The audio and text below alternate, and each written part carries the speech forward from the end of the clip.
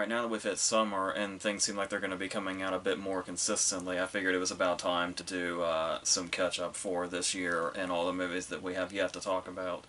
And there's 15, at least here. I know there's more, but some of them will probably pop up later, or maybe in a couple of days when we do the new releases. The Will Ferrell Netflix movie, Jon Stewart's movie, and whatever the third one is, My Spy.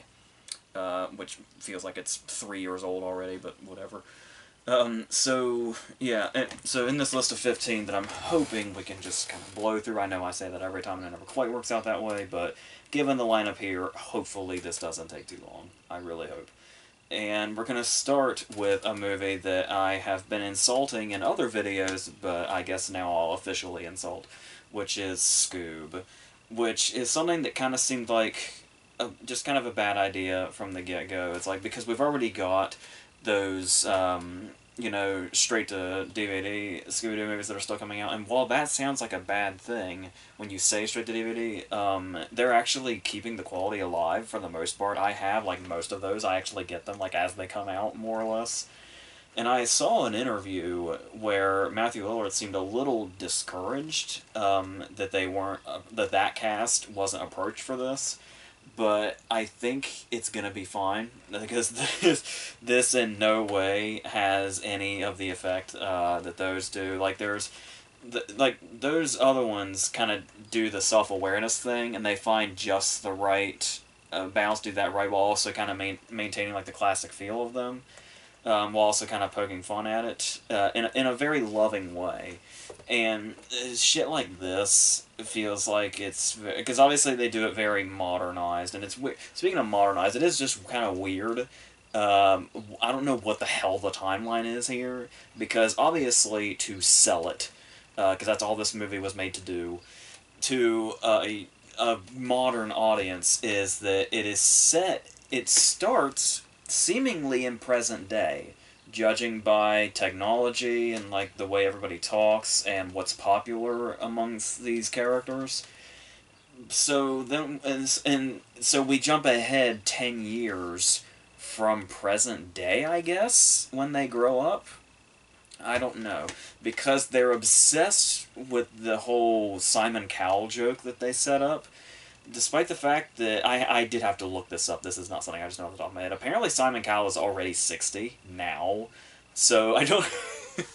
and apparently the opening of this movie is set now and then jumps ahead 10 years. So it's weird enough the jokes they choose to stick with, even when they already don't make sense. And that's just kind of what it is throughout. And then basically the whole movie is littered with all this shit that's thrown in to say, hey, you know, if you love the original stuff, or you're just a fan of, like, the Hanna-Barbera stuff in general, you're going to get all these Easter eggs we put in, and they do that basically through the whole entire movie. And it's like, that's something that is so cheap and easy to me, where it's like, hey, if we put this stuff in to show that we know that stuff exists anyway, we can put whatever stupid, pointless shit we want in the foreground and make that the whole movie. But as long as we got shit in the background, it sounds like we have some sort of soul and are not just here to market some bullshit animated movie that's really no different than all the other bullshit animated movies that are just kind of thrown out there. They do the same shit. They've got, you know, the modern pop songs and shit. They do the thing where they... I mean, yeah, obviously, you know, the... having, like, the songs of the time is something that has happened throughout the whole Scooby-Doo thing since the beginning of time, but, I mean, it just... at this rate, it feels so just lazy and, like, oh, this is what they're into. Like, the whole, the How Do You Do Fellow Kids thing that Steve Buscemi did on 30 Rock, I feel like he's who made this movie. So, that's all over the damn place, because you've got Blue Falcon in here, and Blue Falcon was already covered in one of the other movies, and like I said, I mentioned this when we did the Scooby-Doo Versus a couple of weeks ago. This movie in itself basically makes fun of this whole making movies to cash in on it thing. And now they've got Mark Wahlberg playing him, which just sounds like a joke right out of like a sort of almost satire like that. But all the bullshit is here, and then all the other people have taken over. Obviously, I will say good things about Will Forte until the end of time, but there's just the hearing a voice come out of Shaggy that's not Matthew Lillard now just feels off.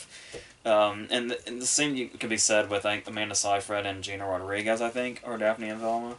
Honestly, weirdly enough, especially since he's usually the most throwaway of the characters, I feel like the only voice actor that really comes out unscathed is Zac Efron doing Fred, which I never would have thought. But he at least seems to have found the feel of the Fred that's in like the newer animated movies, the one that's like obsessed with the van and all that. So that's about that. And then you've got Jason Isaacs doing Dick Dastardly, who is also a brilliant casting choice and comes out of it relatively unscathed. But the whole thing about him making the villain and basically taking the whole mystery angle out of it, they try to do some sort of mystery around it, and there is an unmasking of sorts, but it all just feels like just off and wrong and not the kind of thing that the people who like really love it are actually here for, but maybe the stuff in the background will win them over enough to say, oh, it's fine, I guess, and give it the benefit of the doubt. And I don't want to sound like I'm, know what other people are thinking or feeling. I'm sure there's people that genuinely like this. God help them. But but yeah, this is just this is as pointless as it sounded, and that's it just the whole thing feels like it was made to basically sell shit. And because you got to sell the little baby Scooby from the beginning. You've got to do that. So it's I don't care for this is what I'm trying to say. So now that's finally out of the way, let's go on to You Should Have Left, which is the new Blumhouse horror movie starring Kevin Bacon.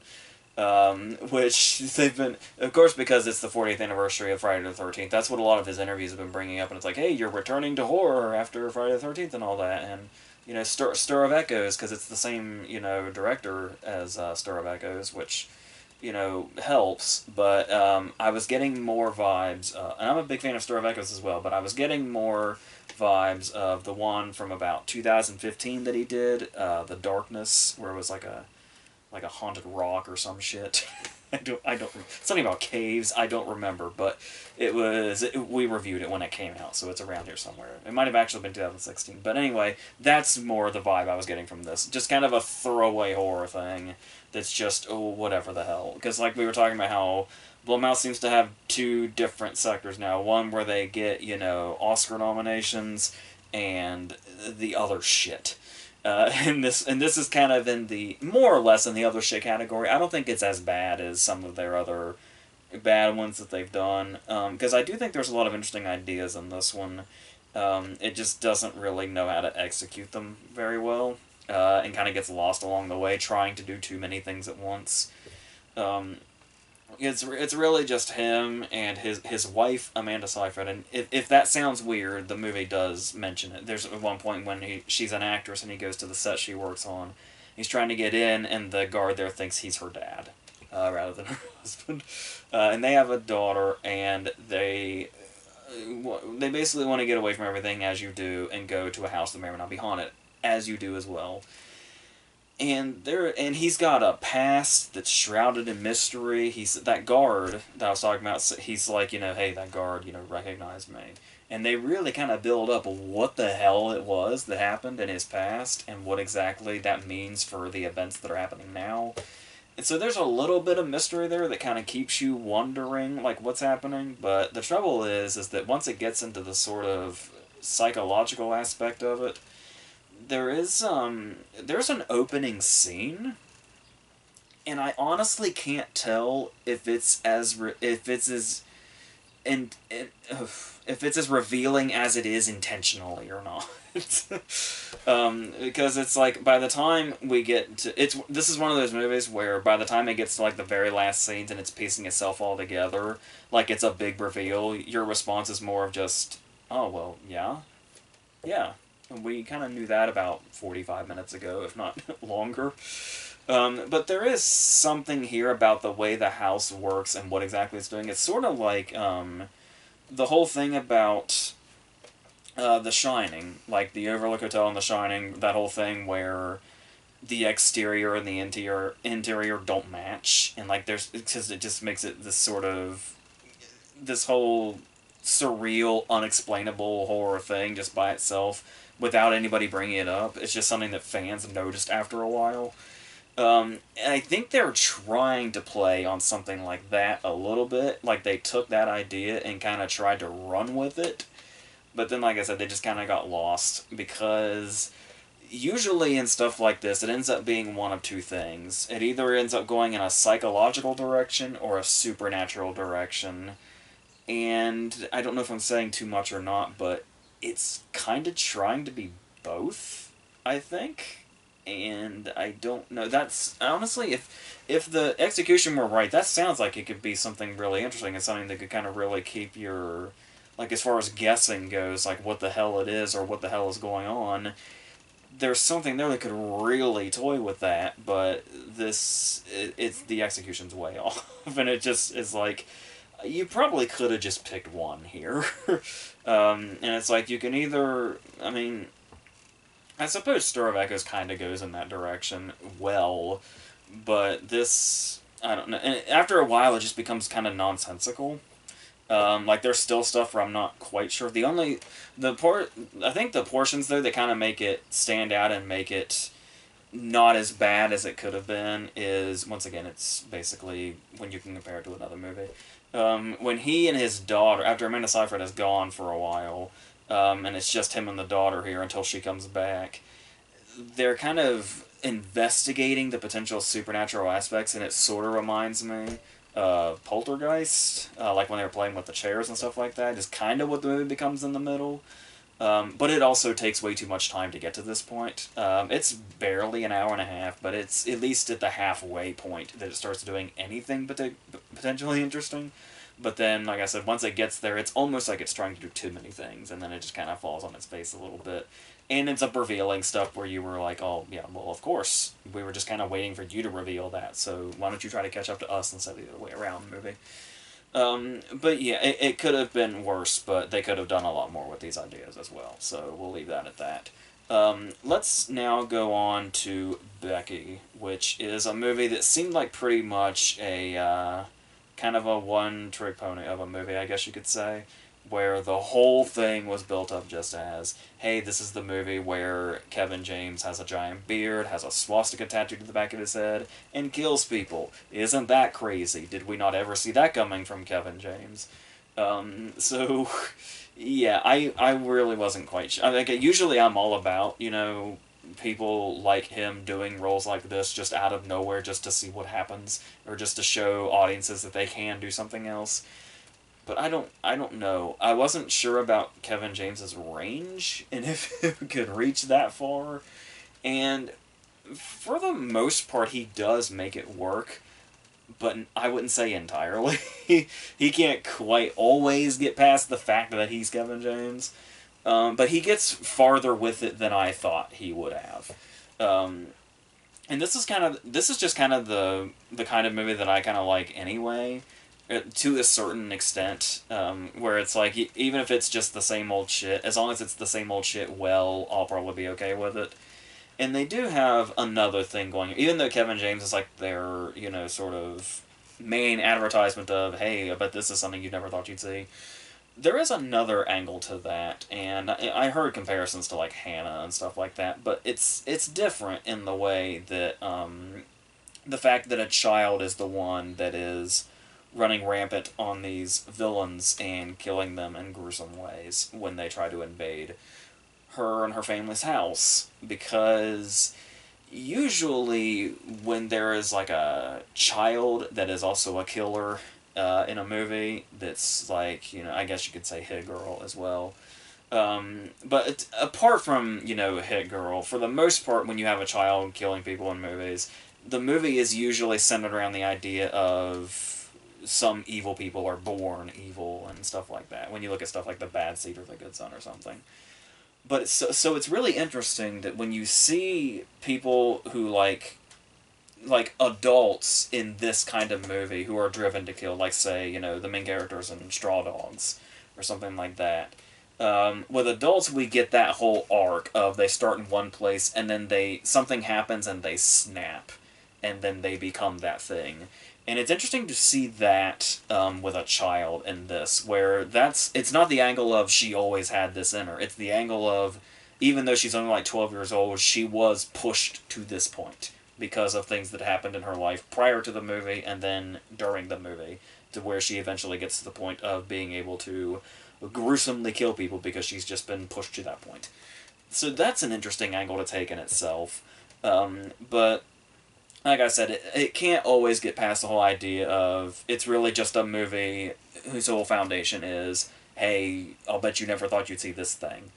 And when it gets to the gruesome aspects of it, which are probably what a lot of people or fans of the genre would be here for, it feels like it's almost too into it. Like when the gory stuff happens, it would probably be better and probably even more effective if it happened relatively quickly, like the gore was there and we got the sense of it, and then it just went on to the next thing. Sort of, and I saw comparisons to Green Room as well, which is a pretty good example. But when the gore happens in here, they're way too proud of it, and the camera will just linger on it for way too long. So that's kind of off-putting, and also it's just weird imagining like a director just kind of relishing in that, when it could just, especially when you have a runtime this, short with how long was it? It was probably like an hour 30 to an hour 40 or something. But with this kind of setup, you would expect to ramp up the tension and keep it going. You would just go from thing 1 to thing 2 to thing 3 and so on. But when it just kind of stops to linger on its gore, that's kind of leaves a bad taste in your mouth. And it is, you could say it's a movie that's maybe trying a bit too hard, but at the same time, it is surprisingly stylish in a good way, too. Especially the whole opening, when we're like having these parallel moments of Becky in school and Kevin James breaking out of prison, and like the shots match, which is a really interesting setup. And in a moment where like they're in two separate places talking on walkie-talkies, and it's like their first interaction, and every time we cut to them, it's just like a profile shot, and we cut back and forth, and then eventually the shot is the two of them like right close together, even though they're in totally separate areas. So there's definitely something to the direction here. Sometimes it really works well in the flashy sense. Sometimes it's a little too flashy for its own good, but it could have been unbearable. Like this whole movie could have been unbearable in another director's hands. I'm thinking of the director of Polar or something. Thank God it wasn't. So yeah, the filmmakers here had enough of a hold on it that it serves the genre well enough. But it's nothing that's going to be like overly. It's not going to like overshoot it or anything. So it's fine if you're into this sort of thing. So let's go into 7500, which I probably would have called 7500 if I didn't hear Joseph Gordon-Levitt say 7500 in an interview. So that's apparently what it is. I trust him. And I wasn't quite entirely sure what this was. I know he's been promoting it for what seems like forever, because it went to like a film festival or two before everything went down, and then ultimately it just ended up on streaming. But he seemed super proud of it, and it was his first like actual movie role, I think, since Snowden, which is 4 years old now. Because apart from, obviously, he has cameos in Rian Johnson movies, but this was like his first starring role since Snowden. And yeah, I figured it was some sort of hijacking movie just based on a couple of stills, but I really didn't know exactly what it was, and was kind of surprised piecing together that it's more or less one of those one location sort of thrillers. This location being the cockpit of this plane, which is pretty cramped quarters for this kind of thing, which makes it all the more intriguing. And there's a lot more ways than you would think that they find to make this work, where a lot of it, like a lot of the action, is seen through a monitor that looks right outside the cockpit, because he has the door locked and the hijackers are on the outside of it, and there's, the obvious situation you expect, hostage situations and stuff like that. But the way it's built up at the start, where there will be times where we're just kind of looking at the monitor, and there'll be things that are potentially happening, but we can't quite tell what they are, or we're just anticipating for something to happen, and the camera lingers just long enough on the monitor by itself, looking at seemingly nothing. And you kind of get the sense that something is going horribly wrong. Like, the longer it lingers on something that seems like nothing's happening, the more you get the sense that something's probably happening that is out of our sight at the moment, but will be coming forward very soon. And that in itself does work for a surprising amount of them. Like, I mean, it's pretty much a given that at some point with this kind of concept, I hate to say this and I hate to resign to it this easily, but I mean, with a concept like this, at some point it's going to run out of gas. No matter how clever the filmmakers or the writers are, at some point it's gonna reach that point of we're just kind of in neutral for a little bit. And what sucks about that is that it's impressive, but it sucks at the same time how late that ends up coming in, because for like the first hour or so, there's like, you have just enough build up, then you have just enough tension where you're not sure what's going on. Then when you do know what's going on, there is plenty of tension, and it comes a lot from the whole like, what would you do scenarios in Joseph Gordon-Levitt's position. And there's a lot of stuff that's like really shockingly visceral and raw coming from him. Like, he really goes all out here despite being one character in one location, with all the things that he has to basically single-handedly negotiate or figure out what's going on, while he's also flying the plane to not the destination that he feels they should be going. And it's... But the problem here is that with about 20 or so minutes left, it reaches a point that probably should be just a little bit later. It reaches a point a little too early, and then we've got 20 minutes of movie left to basically try to empathize or sympathize with whichever you feel, I guess, towards a character that I wasn't really feeling either towards.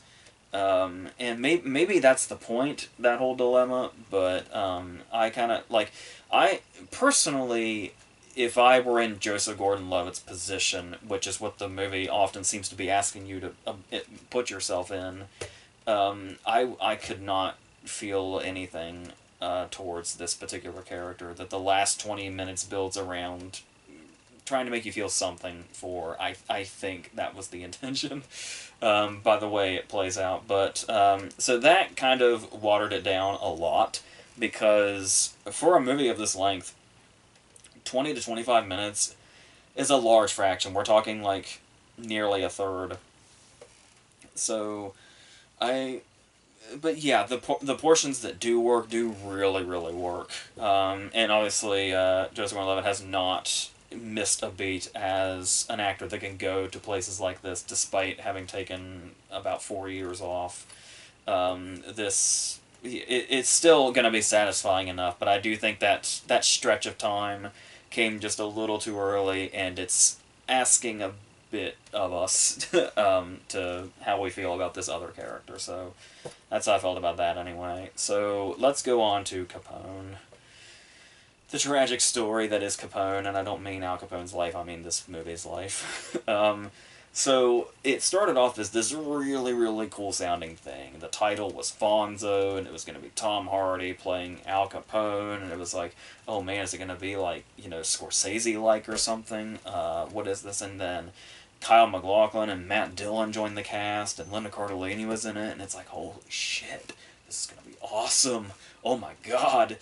And, of course, the writer-director was Josh Trank, who is still trying to redeem himself after he made something great with Chronicle, and then something not so great with that Fantastic Four movie. But then it was all, oh, the Fantastic Four movie was studio meddling, that wasn't his fault, they fucked it up, and all that. So here's his big chance. And it's like, well, you know, maybe Chronicle was just a standalone sort of triumph. I don't know. Because this, to my understanding, is... I mean, it seems to be the movie he wanted. I think he was a credited editor, or the sole credited editor, unless I misread that, and then he is the writer-director, of course. So we're clearly getting a passion project. And then when it ends, it says a film by Josh Trank. He put his name all over this fucking thing, so he's clearly got what he wanted out of it this time. I just am not quite sure how this product could be something that a writer-director would envision exactly like this and then want to put on screens and say, that's exactly what I was looking for. Because it's weird. It's a weird-ass movie. I saw that poster where it's like Hardy from the side and like his head is like shattered or flaking away or something. And I saw the comment that said it's about him dealing with dementia in his later life and his syphilis and stuff like that. And when I saw that comment, I thought it was a joke comment about the poster. I didn't realize that's actually what the story of the movie was. So, yeah. So, and this isn't to say I don't like the movie because of what my expectations were. I had a very good... I saw this movie late. So many reviews had come out. So many people had seen the movie by this point. A couple of friends of mine had seen the movie at this point and commented on it. I kind of knew what I was in for when I finally watched it.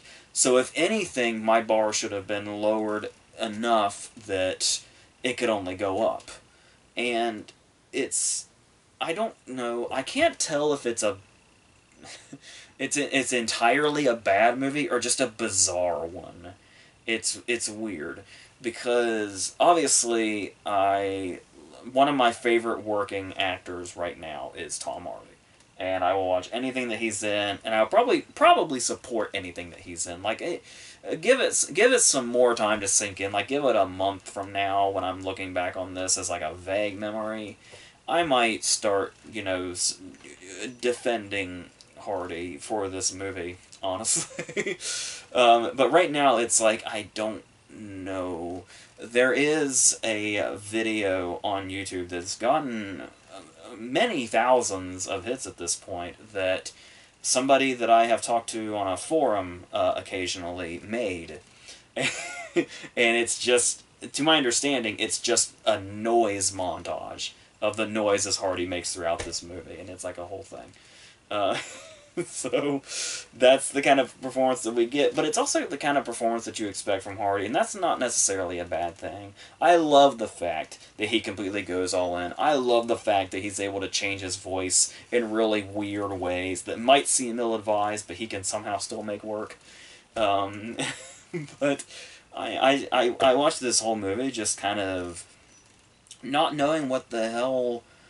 what was the end game of this movie, because I talked about what it could have been, and it's like, oh, imagine Tom Hardy playing Capone in his prime days in like a Scorsese style movie, but it's like they're kind of trying to do, it seems, the movie that Scorsese just made, which I'm sure is unintentional, but the whole idea of the life after crime, and these people that were once huge figures now being old and useless, and it's depressing, and they're just headed towards death.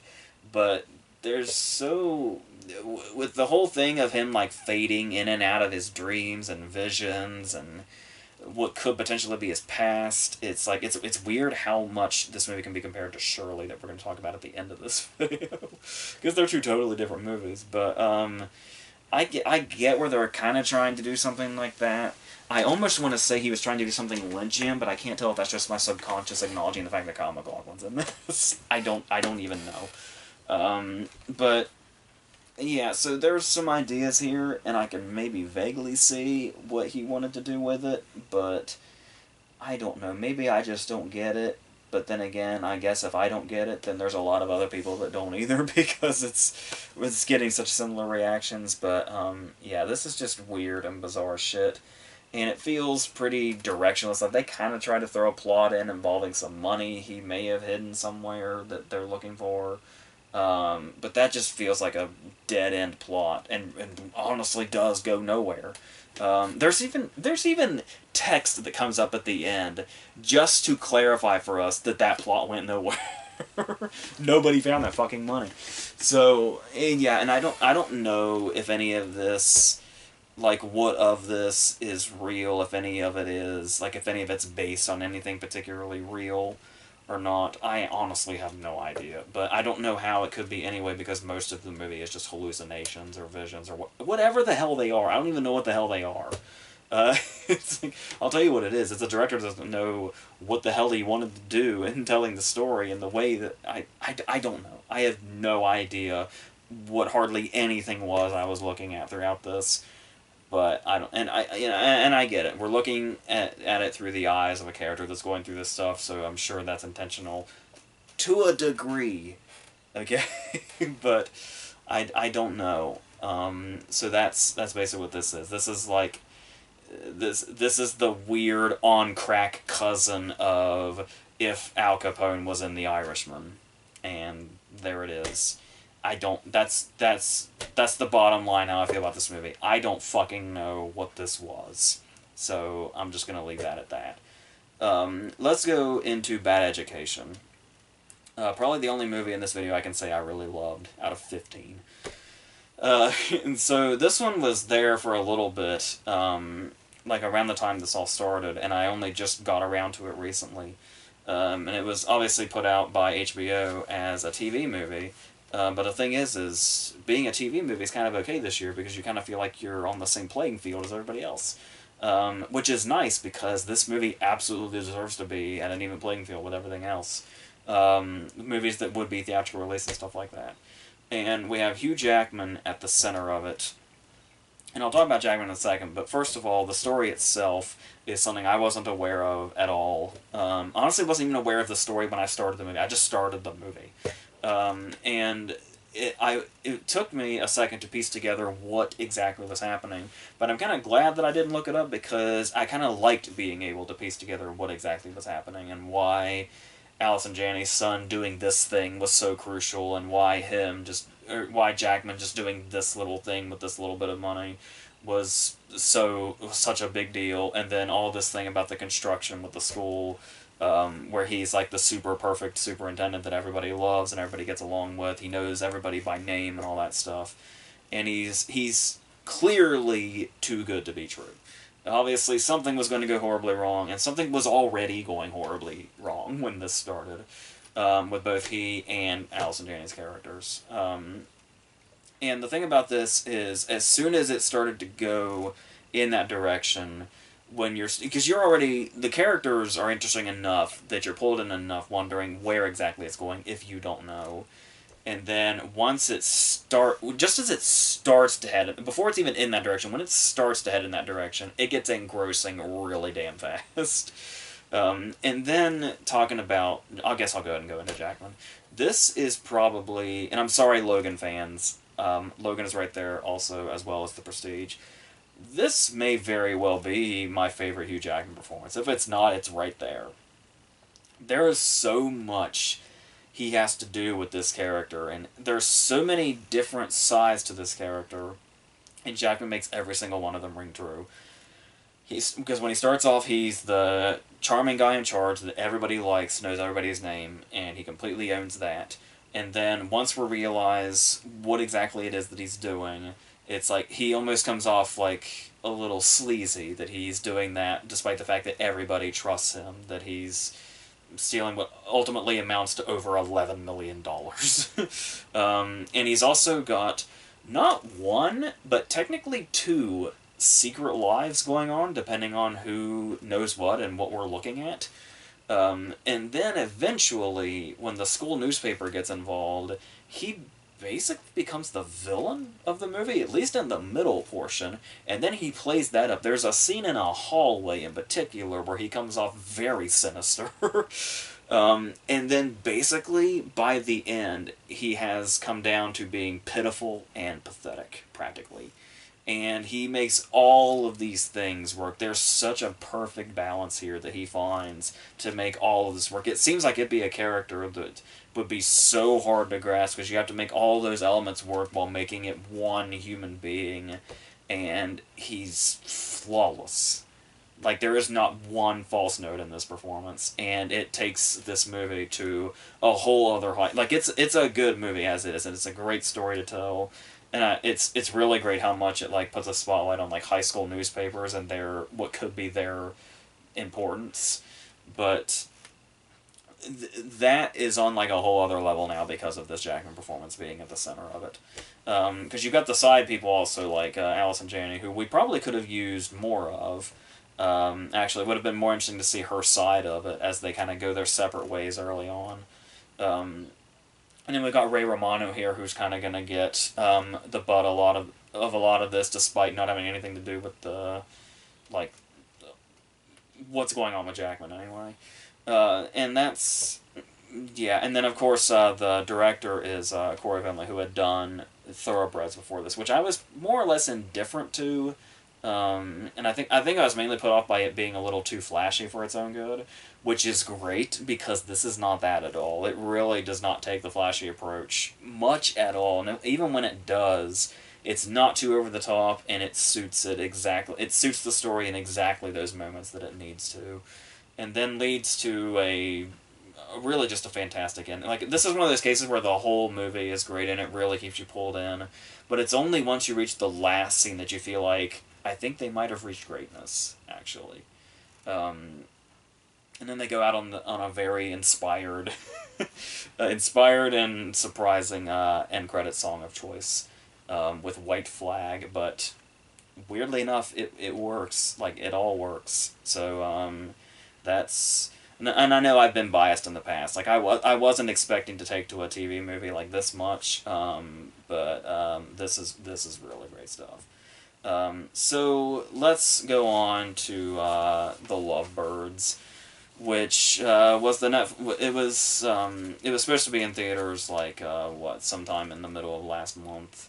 Or no, the middle of last month is when it came on Netflix. It was supposed to be somewhere. I don't fucking know. Who cares? So it's on Netflix now, and it honestly feels like it was made for Netflix. So it all worked out. So we have Kumail Nanjiani and Issa Rae as the ever bickering couple you'll find in a comedy until they end up in an action movie by way of date night or game night or whichever night movie you want to put with them. They're trying to do either of them and all of them, and it's not really working out. So I feel like the first thing off here is I really like Kumail Nanjiani. I think he's really, really funny and really, really talented. But at the same time, I'm also feeling a little bit burnout on him as well.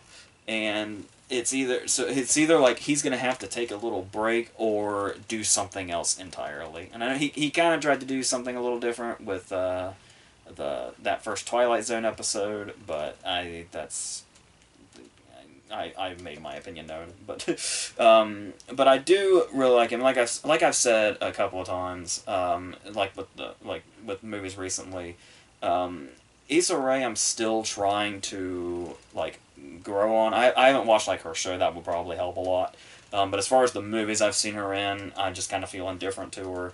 And then you've got Michael Showalter directing, who obviously did The Big Sick with Kumail Nanjiani, which turned out great. So this is obviously kind of a letdown as they try to do more of a conventional sort of thing.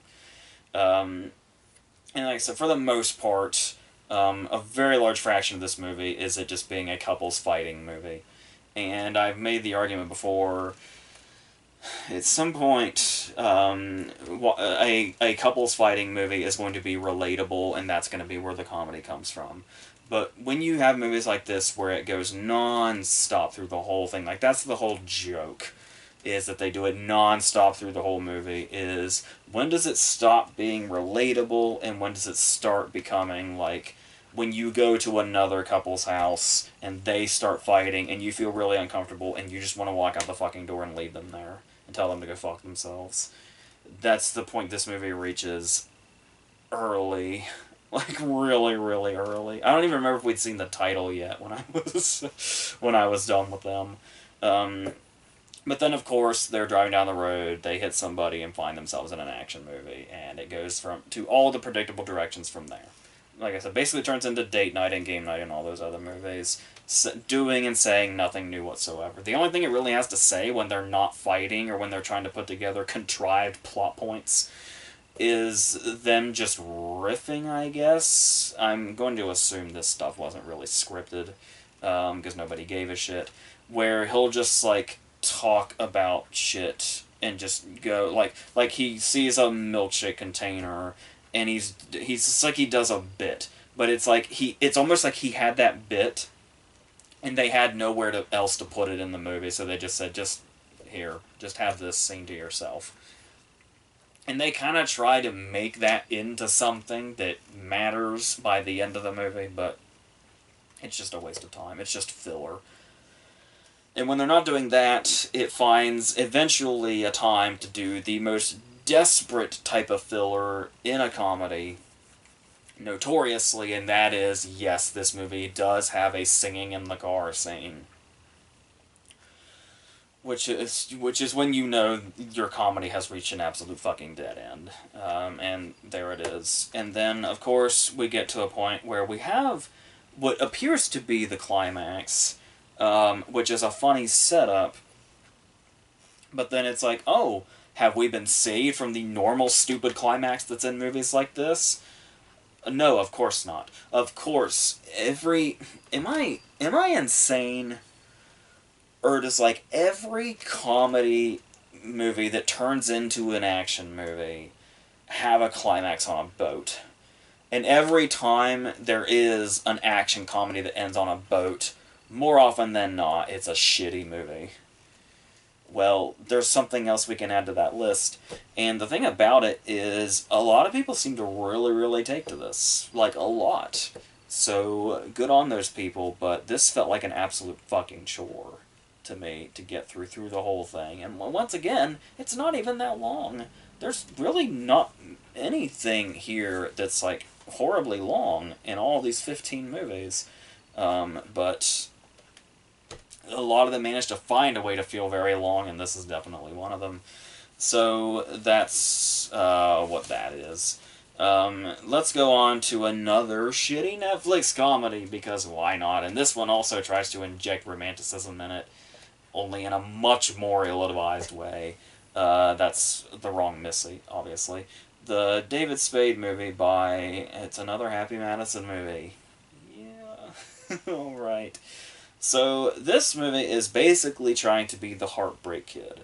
And I don't mean Elaine May's Heartbreak Kid with Charles Grodin. I mean the remake by the Farrelly Brothers with Ben Stiller. That piece of shit, that fucking disgusting, gross-ass piece of shit, that's what this movie is trying to be, is that movie. And it starts off with a joke, and guess what? That joke is the joke. That joke is the movie. David Spade goes on a date. He thinks he's gonna meet up with somebody really attractive that he can have a great rapport with, and it ends up being literally a psychopath. And she is referred to as a psychopath well more than once in this movie, for good reason. And after a while, you start to wonder why that was supposed to be funny in the first place, the more you realize this is somebody that's a legit psychopath.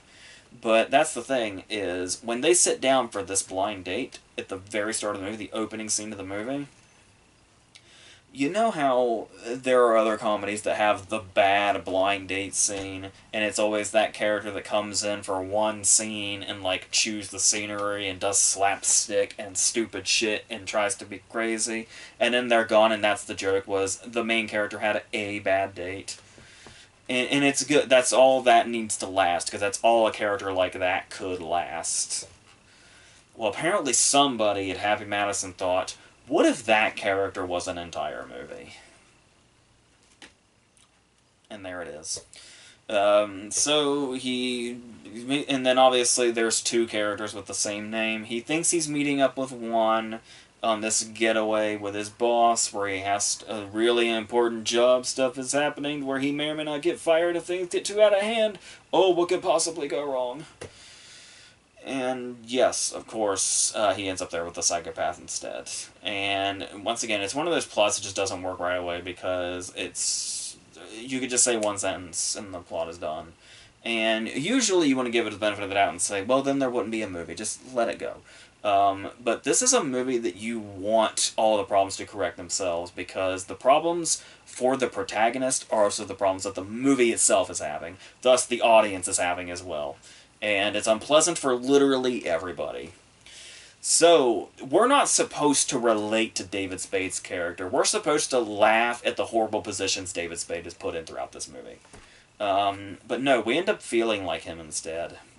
Every time this character is here. I'm not sure who this actress is. I'm sure she's a comedian of sorts. And I'm sure she's funny outside of this movie. But just, I'm just having to entirely guess because I'm not getting any vibes of that in the movie itself. Like, this is the kind of character where it's intended to be funny that, number one, she guilt trips him by saying she's suicidal, and that's why he keeps hanging out with her. And then secondly, before they've even gotten to the place that they're going, while they're on the plane, she knocks him out with tranquilizers and gives him a hand job while he's asleep. So, there's that. That's the kind of character we're dealing with. This is the kind of bad taste we are bombarded with that's in disguise as comedy the whole time. Like, the whole time. And that's... Yes, so that's really all this movie is, and then you throw in all the other Happy Madison people. Nick Swartzen's here for him to banter with a little bit, which is... like, it seems like it could have been something, but the Swartzen character gets worse and worse as the movie goes, as you could probably suspect. It's one of those cases where there's a lot of jokes centered around puking. The effort put into this thing is boundless. But then, honestly, when it gets worse, like when the movie just flat out kind of gets offensive, yeah. she knocks him out with tranquilizers and gives him a handjob while he's sleeping.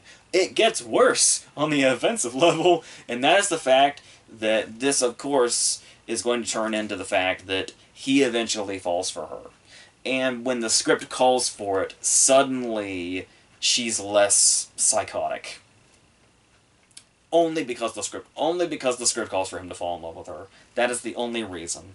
And then suddenly, once he's like, oh, I think I've fallen in love with her. We have no idea how the fuck this happens. Because of one scene. Because of one scene where they sit across from each other at dinner and she's like, yeah, my dad passed away. I have a sad backstory. And like that, the movie just switches. And now he's in love with her, and now suddenly she's supposed to be some sympathetic character that suddenly doesn't have these psychotic traits until they need another comedic scene to happen. And when you talk about the big comedic scenes in this movie, like the comedic set pieces in this, those are also entirely, like I said, most of them are centered around puke anyway. And when they're not, they are just totally unmemorable. I'm learning that in real time. So yes, it's either gross out or it's nothing, is basically what this movie is going for. And when all else fails, have Rob Schneider come in and do a voice, because Happy Madison. So this fails on just about every level, which sucks because I'm a big David Spade fan, as we kind of talked about when we were talking about Grandma's Boy earlier this week.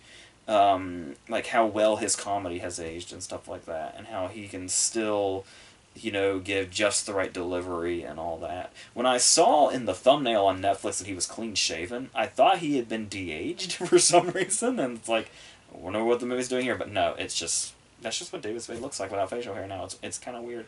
But his comedy is still on point, except for when he's in movies like this, so there's that. So let's go in an entirely different direction now with The Lodge, which is a horror movie that from like way early this year that I kept hearing about vaguely. Like I didn't really know much of what it was going in, but I had heard that it was making some sort of noise with the people that had seen it, for better or worse, a little bit of both, I think. And yeah, as soon as it immediately starts, you get a sense of, we were talking about, You Should Have Left, feeling a bit derivative, and derivative is kind of a, like, in the context that you hear it now, it's usually being said by somebody that's a little bit pretentious, so I kind of struggle to say it, but I mean, I don't know how else to describe this, because, once again, much like You Should Have Left, this movie has interesting ideas, for sure, and a couple of moments here and there to where you can really see it going in a very interesting direction, or at least having something really weirdly psychological going on that, like, is effective. But for the most part, it's, like, bogged down by the fact that, oh, this just feels like this just feels like this, and it just feels like a bunch of pieces put together of better things that we'd probably rather be watching that have more impact, and have more staying power. It feels very, very Ari Aster inspired. Like if I didn't know going in, I would have just probably assumed this was one of Ari Aster's movies. It's like, wow, he made a follow up to Midsummer really quickly, and it's cults again.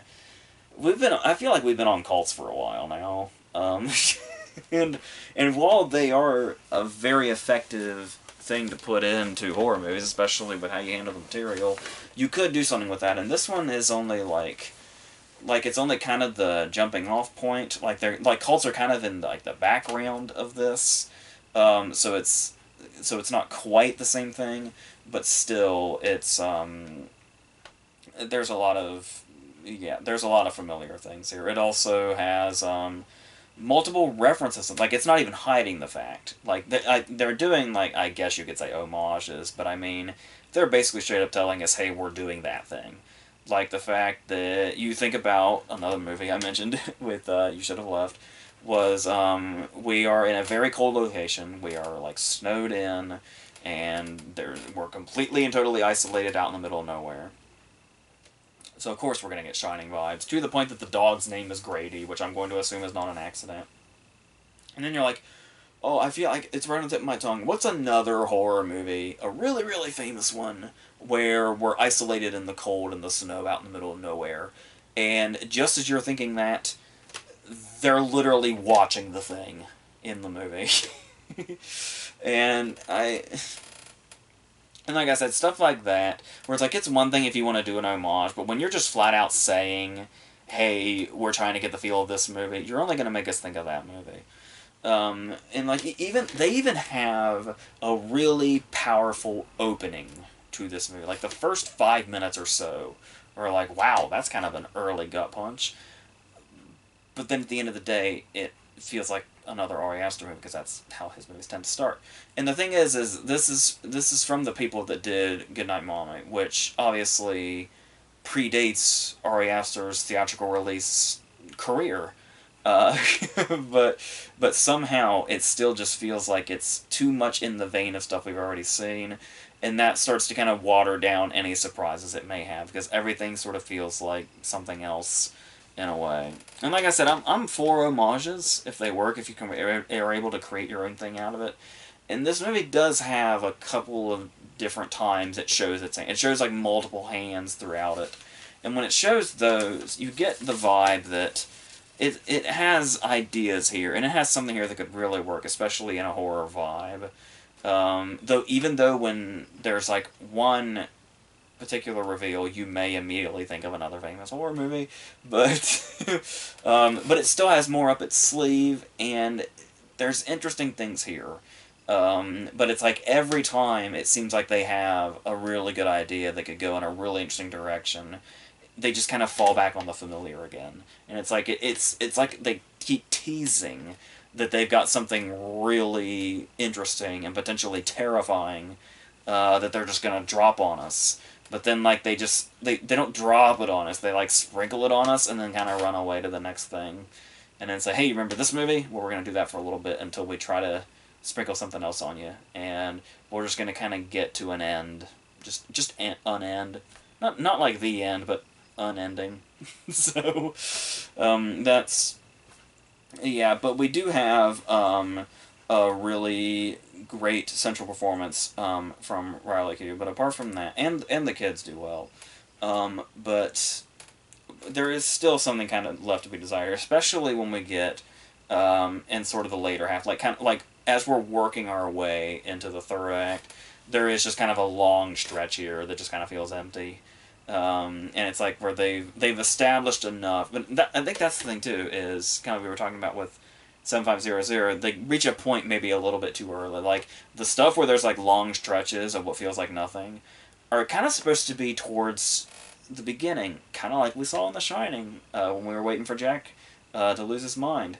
Where we put that closer to the third act for some reason, and it's like that's not where you want to slow the movie down. That's not where you want to take a breath, dudes. What are you doing?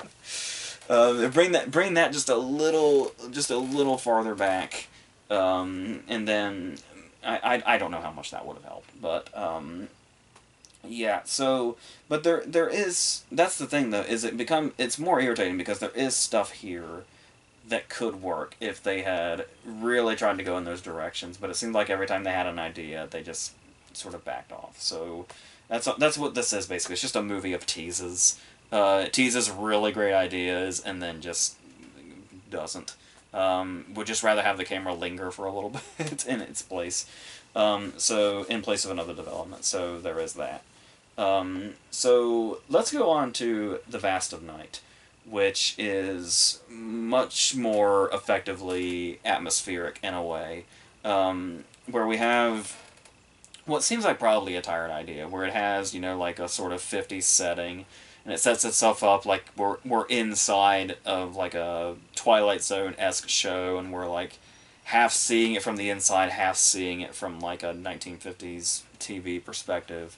And it's and that could sound like annoyingly like flashy in regards to, hey, look at the era and how much of this and that whole, you know, nostalgic thing, while also having like severe Spielberg vibes. Not just severe Spielberg vibes, but the like vibes of the other things that came from Spielberg vibes, like J.J. Abrams doing Super 8. It feels like there's multiple layers to this sort of like style now. But there is definitely, like, unlike The Lodge, the filmmakers here are definitely feel like they're doing their own thing. Like, you can definitely say, like, oh, it kind of feels like Spielberg, or like Abrams doing Spielberg, but this is absolutely a director's own thing, especially with the way it's shot. Like, there's so many long takes in this, but they're not the necessarily flashy kind. Like, you can see them there for sure. There's no mistaking that they're long takes, but it's like, with a movie like this that feels so like low budget and so like off the radar and with like lacking any familiar faces whatsoever, this is a movie that leaves you saying, "Whoa, how did they get that shot?" And it's like, that's really impressive for a movie that's like this much like it's involved in its own thing without like, you know, like really familiar names or faces behind it or in front of it even. And it's the way it sort of follows everything around, and like we're watching everything almost in real time, because it's real, like the whole thing is in this very small window of time. It's in the window of time of a basketball game, this whole movie. And there's, talking about those on decks also is, we need performances that can hold up to this. Like the two leads here, where we have a scene that's almost like, it's almost like if Jesse and Celine in the Before trilogy were walking into a potential sci-fi movie, is what like some of these opening shots are, where it's just very long shots of watching them walk and talk and sort of get to know each other better. And then we see her go to her job, and as she's at her job, eventually we're going to get to a point to where she hears a noise coming in, like a frequency, and then they have to figure out where that's coming from. And while we're waiting for her to get to this plot point, I guess you could call it, the camera just stays in one spot the entire time she's just doing her job. And this actress, Sierra McCormick, has to do this whole thing where it starts off just her just working like normal, just doing whatever it is that she does. And then we go through this whole thing of her hearing the frequency for the first time, trying to figure out what it is, then talking to people that might know what it is, and just this whole thing without the camera even like moving away from her face. And it's really impressively done. Like I said, it's a lot of the movie feels like it's done in like these takes where the camera is hardly even moving at all, or we'll have these moments where the camera goes from one place to the other without cutting. The camera just goes there, and we just follow it.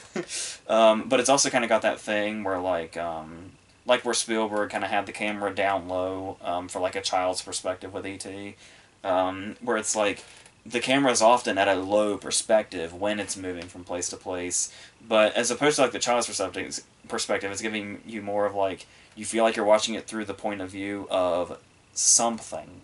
like you're observing life from a sort of viewpoint that we're not sure what exactly it is that's, you know, I guess you could say alien to us. And then that's, I mean, it does eventually reach some dry spots once it gets more into the investigation aspect of it, because I mean, it's really not, I don't even feel like it's saying too much, because it's the case of, does anybody go into this story and just see what the setup, even if you have no idea, like me, if you have no idea exactly what it is going in, apart from the fact that it's kind of trying to do a certain aesthetic, at the end of the day, you know what's at the end of the tunnel. Like, there's no mystery about what is at the end of the tunnel, despite the fact that the whole thing has a mysterious vibe to it, and that's what works about it. But the thing that also makes the movie work is knowing what's at the end of that tunnel doesn't negatively affect it too much. It's really just a matter of, when it does reach that point, does it feel satisfying enough as a payoff, when there was really no other conclusion anybody was ever going to come to, and apparently the writers included. And then, yeah, but I don't think necessarily, I think the reason the movie works is because, and the reason that you can outwardly say this, while risking spoiler territory, is that that's not what the movie really, that's not what's important about the movie.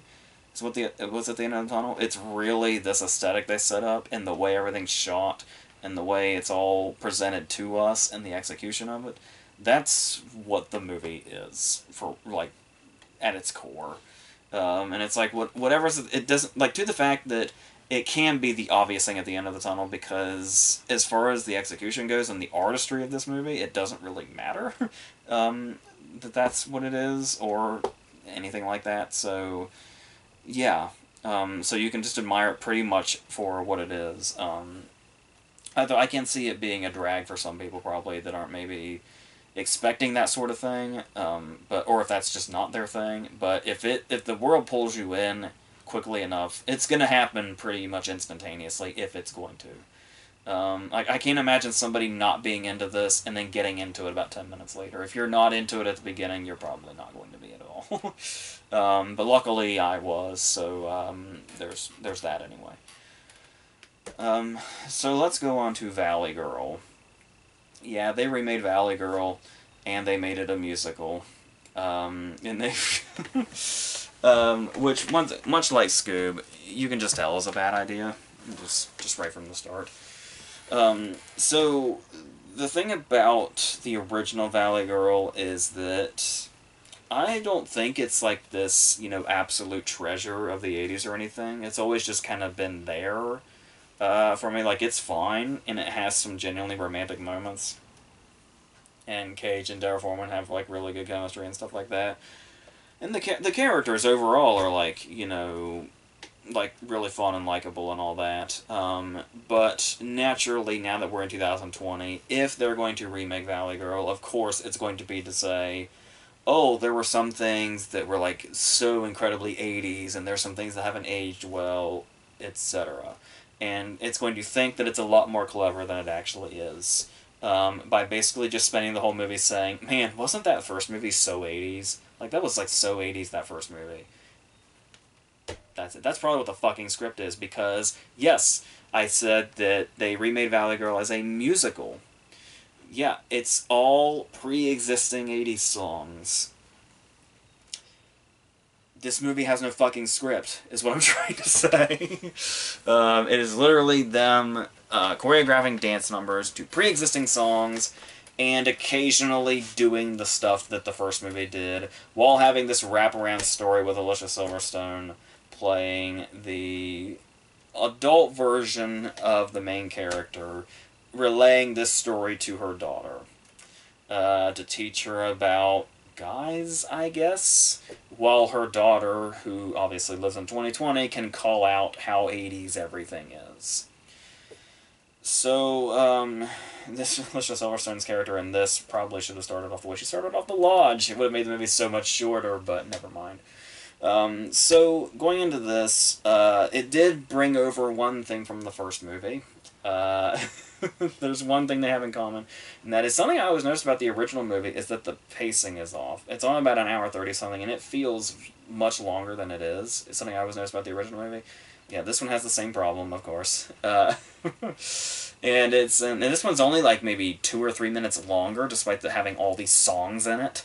But but yeah.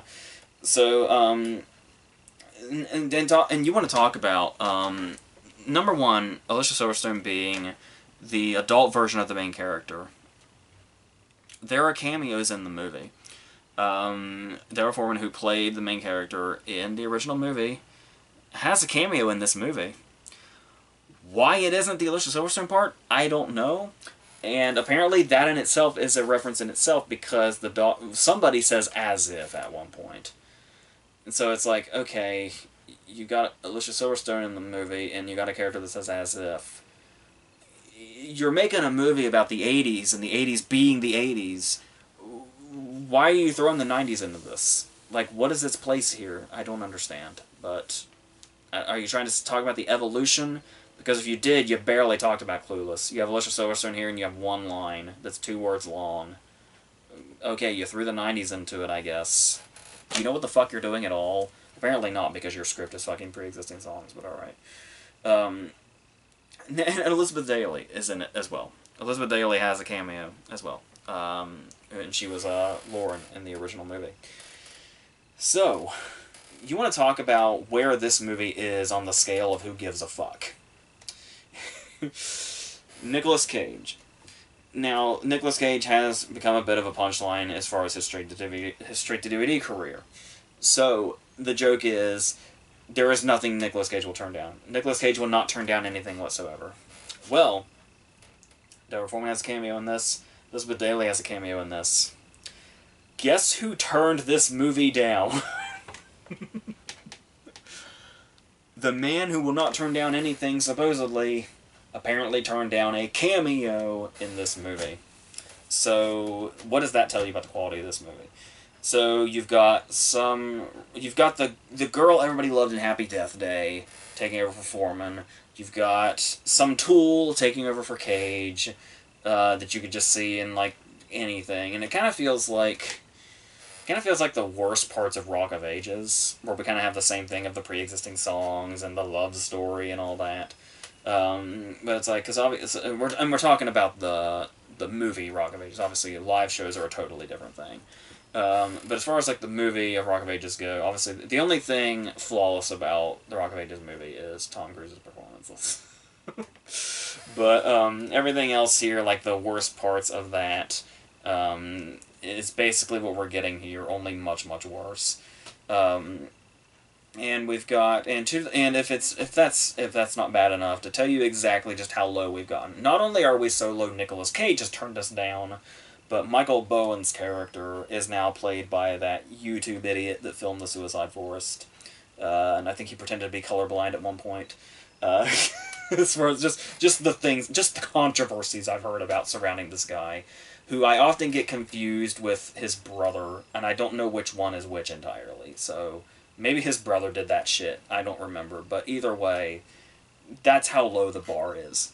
YouTube people are in this movie, so and playing major characters at that. So like the antagonist, the fucking antagonist. So there's that. So that's pretty much all this movie is. It is pre-existing songs. It is saying, hey, the 80s were so 80s-like. There it is. It is a complete and total waste of fucking time, and I have no idea why they did this. I don't know. Were they trying to bring another crowd to the original movie that they spend the whole movie saying, like, hey, wasn't that movie... ugh, or whatever. What are they trying to say? I honestly don't even know. But to their credit, Frederick Forrest and Colleen Camp, the parents in the original movie, are now played by Rob Huebel and Judy Greer, which is about as close to the perfect casting as you can get there. But Rob Huebel and Judy Greer should be off doing much better things at this point.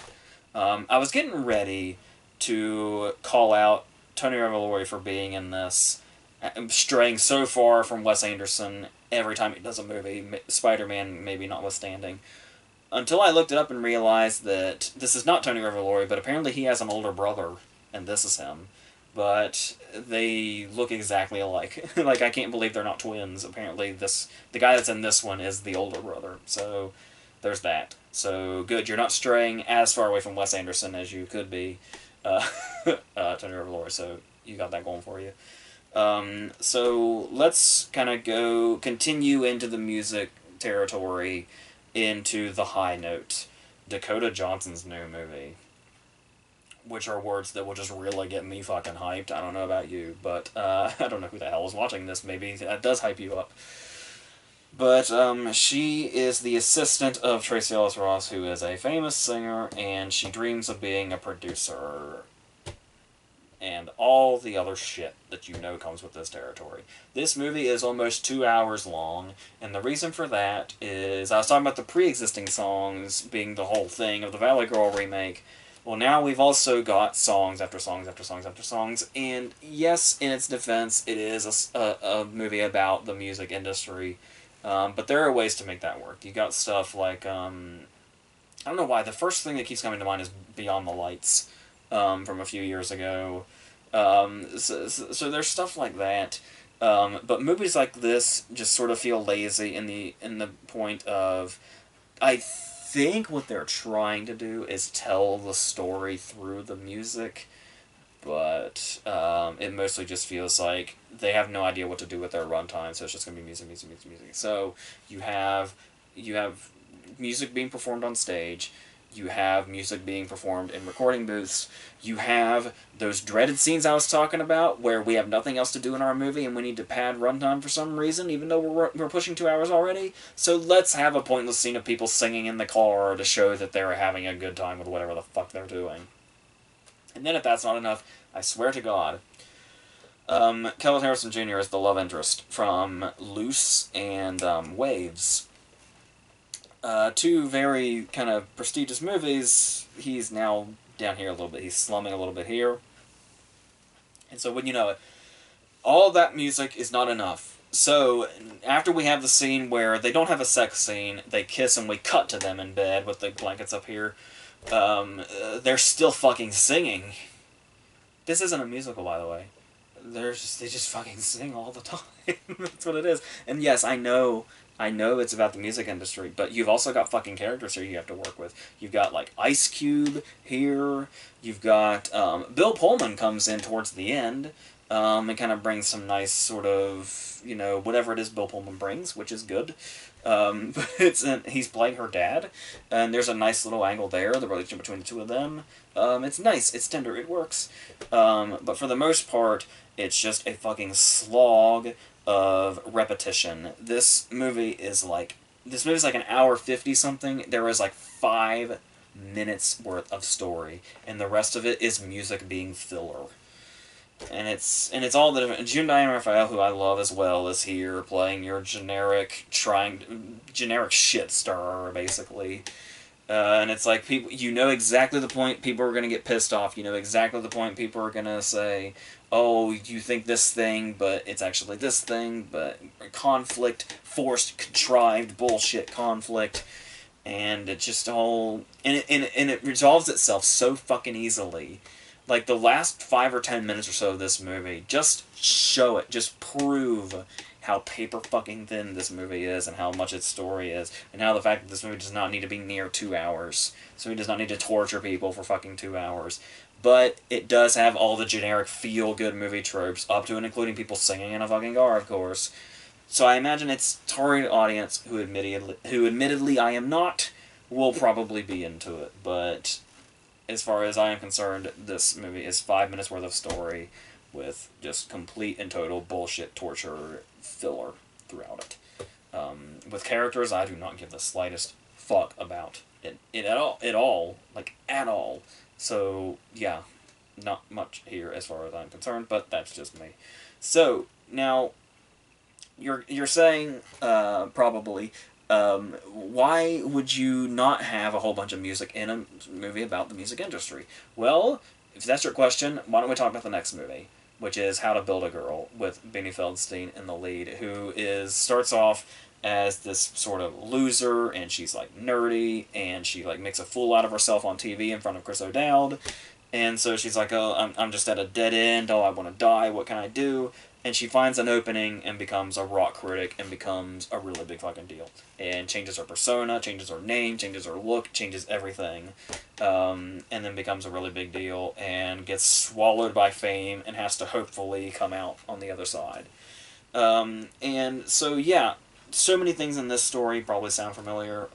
It probably more or less sounds like Almost Famous, mixed in with the usual you get famous, you fall into a certain crowd, and so on.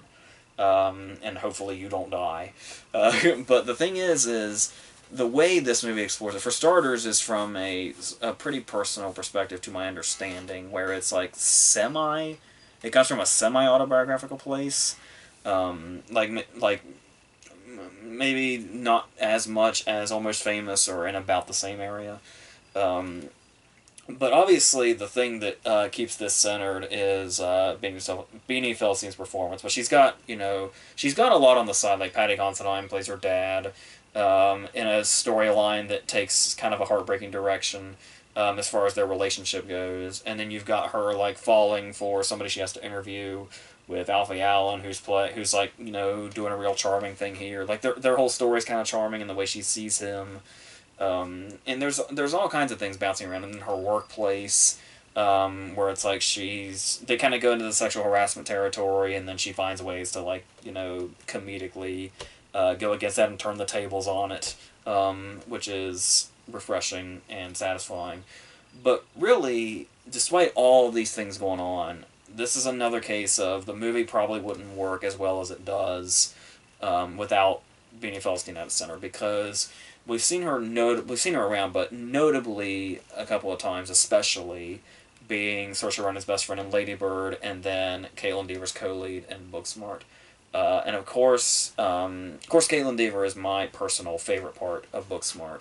But it is really nice to see Beanie Feldstein finally get to be like the lead herself, like singular, and where the movie basically rests on her, and see what she's able to do with it. And yeah, she carries it quite a bit, because like I said, this is a lot of territory we've seen before, and she's doing an accent where, like I said, I don't really care as much about accents as apparently the rest of the world does, where actors get crucified for doing something slightly off or whatever.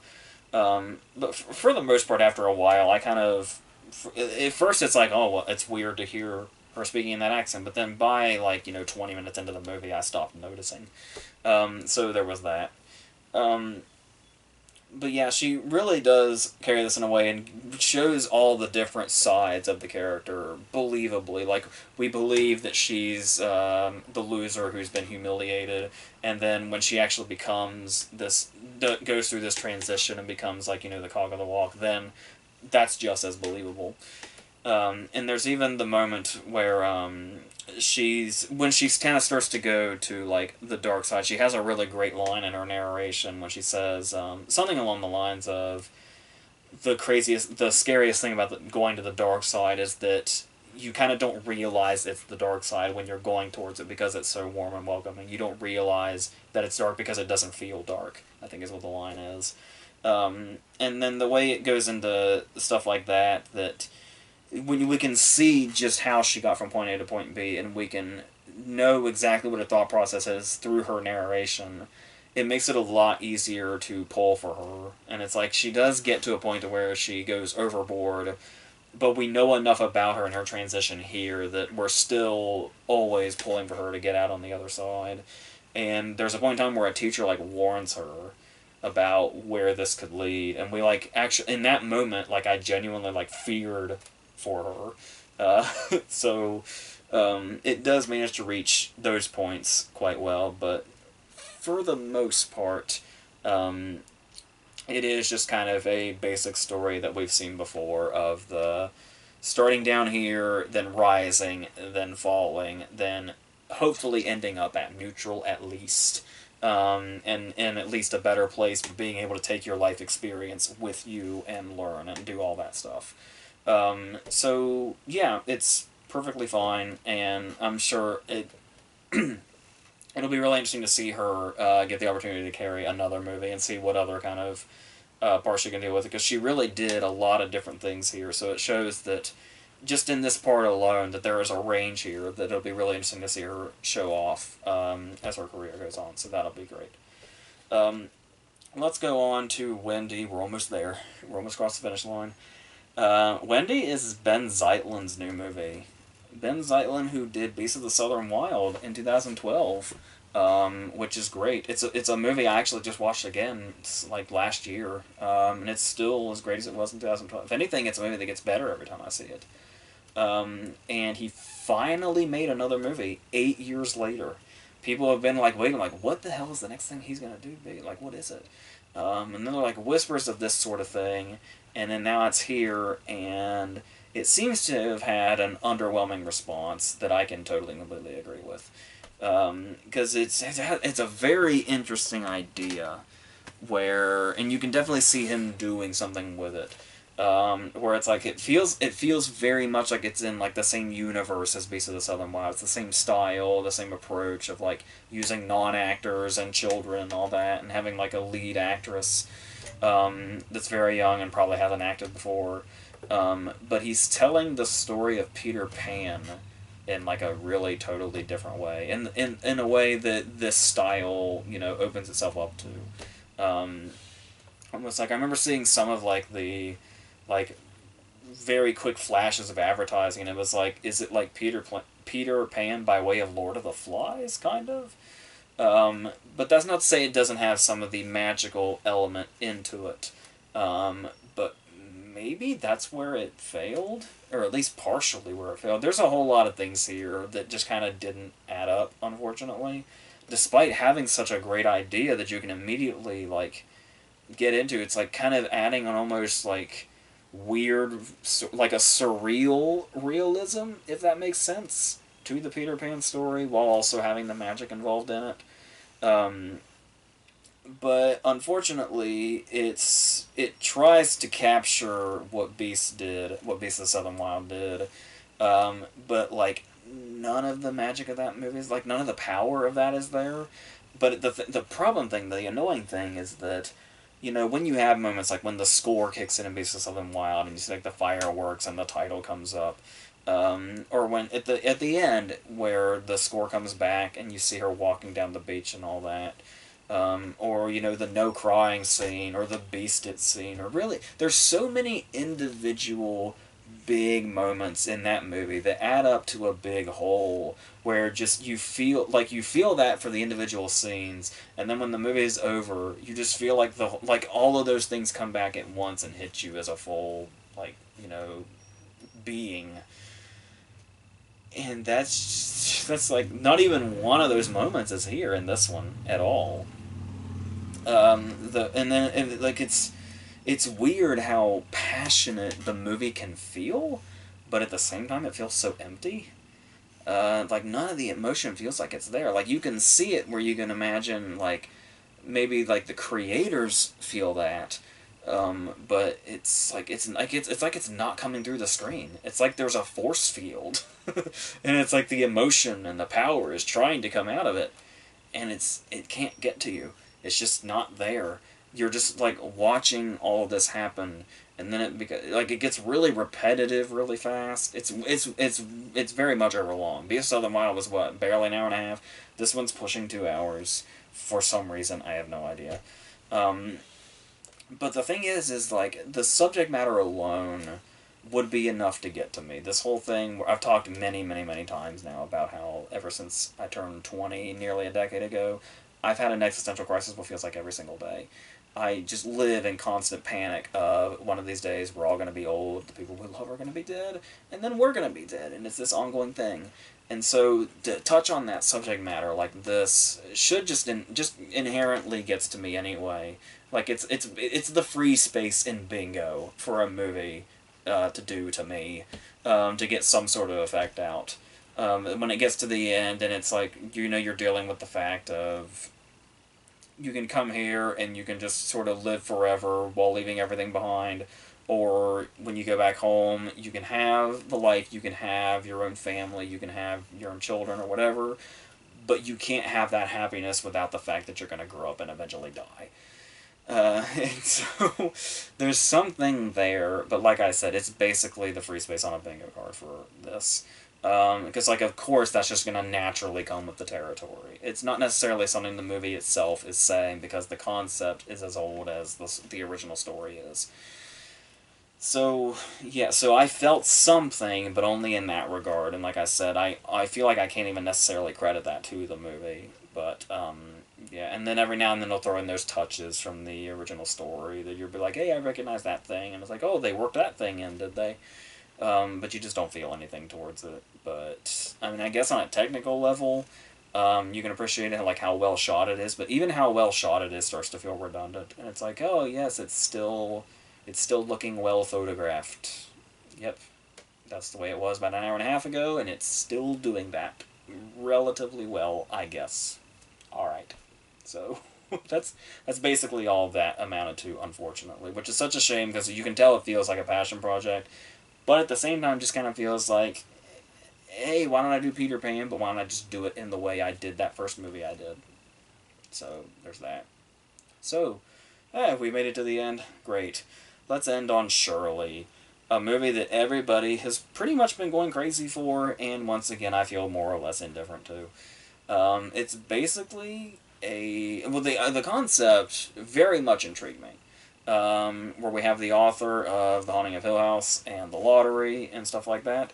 And she is with these two, she has her husband, and then we have these two people who come in to stay with them, a young couple, and the woman is pregnant, and it basically is, it sets itself up like it plugged itself as, it's going to be, you know, there was Shirley Jackson, and she's writing a novel, and they kind of work their way into it, and it's like, oh, their stay with them is kind of turning into one of her novels, both in the novel and in real life. And there's something here, but then it basically, eventually, once it's all said and done, is basically just another version of Who's Afraid of Virginia Woolf, where you have the old experienced married couple, and then the new married couple, and clashing, and all this stuff, and like clashing between the two of them, and then clashing between the couples themselves, and all that other stuff. And it's done in a way, Josephine Decker, the director, is really, like, you know, setting herself up as is this pretty artistic voice, especially in the indie world. But the question is, in this particular case, while the imagery here really works, and there's definitely something here, like, as far as atmosphere goes, what else is there? Like, is there something underneath that kind of gives that... the two things have to work together here. Like, the atmosphere can't necessarily just stand on its own. Like, it can, but you've got to add just a little more to it, to that atmosphere. Just add one more thing to this formula to make it something, like, much more... it's a little too downplayed to say explosive, but the way it's got this sort of eerie atmosphere to it, you kind of expect something that doesn't really come. But that's not to say that you should necessarily go into something like this, that is a particular style, expecting something that was never meant to be there either. I'm on the 15th movie. I'm hoping I'm still making sense, or if I ever made sense at all. The main thing that really stands out in this movie is, you would think it would be Elizabeth Moss.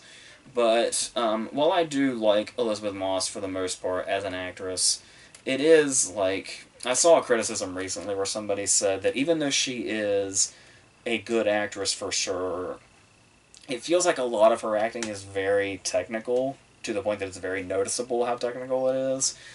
To where it's like, rather than be blown away by her, I watch Elizabeth Moss and think, yeah, she's making all the right choices. You know, like instead of feeling it, I'm just sort of seeing it as, like, I can see her wheels turning and her saying, this is how this needs to be played, and that's how she does it. And so, but there's not really much, like, of a feeling that just naturally comes from watching her to me, or at least not recently. But the real arc of the movie seems to come from Odessa Young, who's playing the younger wife to Logan Lerman. And this because she becomes sort of the unpredictable character that we're led to believe Shirley's going to be. But the young girl is much more of an interesting character to watch, especially with the way she just seems like a totally different character, like from one point to the next. Because apart from that, the characters, you would think in a movie like this, the characters would be like the showpiece of it, especially if we're doing a Virginia Woolf sort of thing. But the characters just really aren't that interesting. Even Michael Stuhlbarg is doing what he can and going super big. But at the same time, I kind of wondered if he was going super big with a character that didn't really warrant it. It kind of there was like a weird dynamic sort of unbalance here between all the four characters, where it seemed like when all four of these characters were in the same room, there should really be some sort of electricity that's just not here, at least for me. And apparently, I'm in the minority, so you could just say fuck all of this. But yeah. But yeah, we're told repeatedly about Shirley and the way Shirley is, but it feels like we're given more through dialogue about her rather than actually watching her and the way she is in the scenes. And it's, like I said, the other character just ends up being the more kind of like, showpiece of the movie, weirdly enough. And so, like I said, I did like the idea of it maybe potentially starting to feel like one of her stories. You can kind of sense where they do kind of go into like, well, it's not by any means a horror movie, really, at all. There's imagery in it and like an atmosphere that feels like we're headed in that direction. But it's a case where you never want it to turn into a horror movie by any means. But it's a nice feel to toe the line to where it makes us feel like we're kind of getting there. But like I said, regardless, there's no real. It doesn't feel like there's too much of a direction we're going in apart from just Odessa Young's character by herself. It almost just feels like Shirley is a driving force for that character rather than all the forces, surrounding Shirley, which you would think would be the case and probably should be the case, but really doesn't feel like it. And they play a lot with the whole what's real, what isn't, what are we looking at that like maybe is what's in her novel that she's writing now, and it kind of plays with that. But after a while, that only goes so far as being intriguing, and you just kind of, once you're hip to that's what it's doing, and maybe you're not entirely supposed to know for sure in some cases, then it starts to lose its impact once you kind of figure it out, I guess you could say. Now, to sum this all up, it could just also be. Sometimes there's just movies, even movies that are seemingly universally loved, that you just can't get into, like, personally. Like, there'll be things that. Like, there's a lot of things that I love, and it baffles me that people just can't get into them. But that's really all they can really say is the case, and sometimes that's all really the case is sometimes something will just work for you, and sometimes it just kind of won't from the get-go, and it won't be able to win you over once you're kind of already not there at the start of it. So maybe it's just one of those for me, and I've just been talking out of my ass the whole time about this movie, but that's pretty much where I land on it, so there's that. So, thank God we've reached the end of this. There is going to be a couple more things. There's our very last King video. There is another Versus with my brother. And then, like I said, the reviews of the 3 new movies from this weekend will be their own thing. And I might squeeze in another like Netflix movie or whatever. But yeah, so maybe we'll be on back on some sort of track now, but it's hard to tell. But until all that other stuff, I think I'm just going to end this here, so that's it.